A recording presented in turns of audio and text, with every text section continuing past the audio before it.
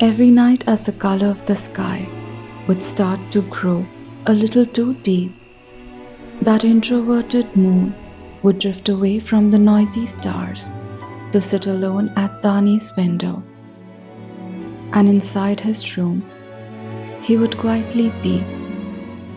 That's when Dani's mother would declare, "Young man, it's time for you to go and sleep."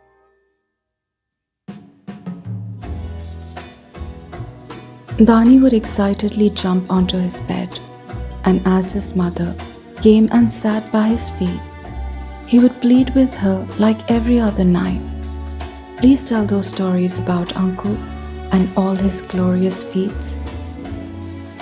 With a tired smile, she would tell him the same story for the 100th time about how her older brother had once fought off a tiger with his own bare hands, and how he would walk to school every morning, crossing barefoot the Rocky Mountains and the desert filled with red sand.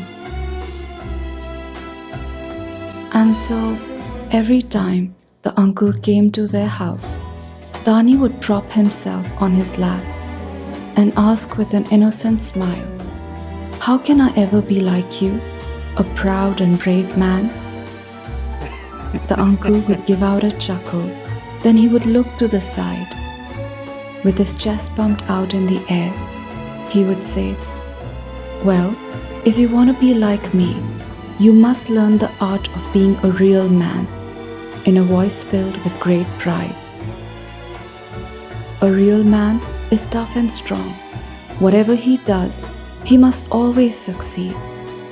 A real man isn't afraid of anything. He doesn't know the meaning of the word defeat.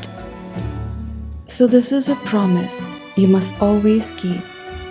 Never show too many emotions. That's a sign of weakness, and a real man can never be weak. But Dani was afraid of the dark and the monsters under his bed, and he loved telling his mother he adored her, so he wasn't sure his uncle could teach him this art really well.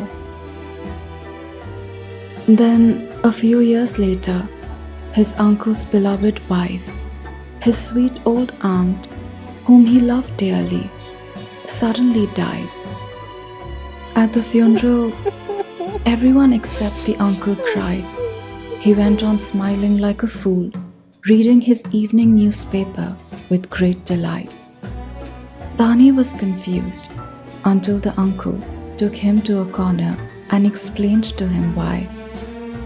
Looking to the side, maybe to hide his eyes, with his chest pumped out in the air and a dash of pride, he said, "Always remember, young man, no matter what happens in life, a real man never cries."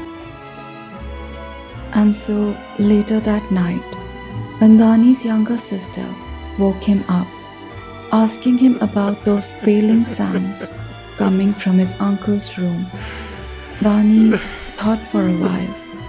Then he looked to the side, with his chest pumped out in the air, in a voice filled with great pride. He said, "Oh, don't worry. It must be some animal crying outside." And in that moment, Dani knew his uncle had taught him well the art of telling a good lie.